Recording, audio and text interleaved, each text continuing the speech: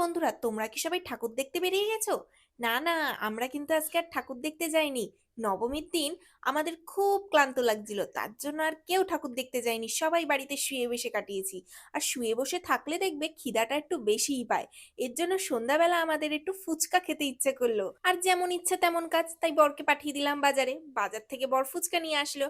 উফ, যা tasty tasty fuchka না, প্রথম বাইটটাই দিদিভাইকে বললাম যে তুমি খাও। রাস্তায় দাঁড়িয়ে যেমন দোকানে ফুচকা খেতে ভালো লাগে, তেমনি বাড়িতে সবাই একসাথে এক জায়গায় বসে কিন্তু এইভাবে ফুচকা খাওয়ার মজাটাও কিন্তু খুব সুন্দর। আমার কিন্তু ফুচকাটা খুব টেস্টি লেগেছে। তোমাদের কার কার ফুচকা খেতে ভালো লাগে অবশ্যই কমেন্টে জানাতে পারো। আমার বড়মশাইও কিন্তু আজকে ফুচকা খেয়েছে। ও এমনিই ফুচকা খেতে খুব ভালোবাসে। ফুচকা খেয়েই কিন্তু আমরা থেমে থাকিনি, ফুচকা খেয়ে ঝাল লেগে গেছে বলে তারপরেই চলে আসলো আইসক্রিমের পালা। আইসক্রিম নিয়ে বসে পড়লাম। আর আইসক্রিম খেতে কিন্তু আমার খুব ভালো লাগে, শুধু আমার বরমশাই খাইনি। তো আমরা আইসক্রিম খেতে থাকি, আর তোমরা কিন্তু আমাদের চ্যানেলটা সাবস্ক্রাইব করতে একদম ভুলো না। টাটা।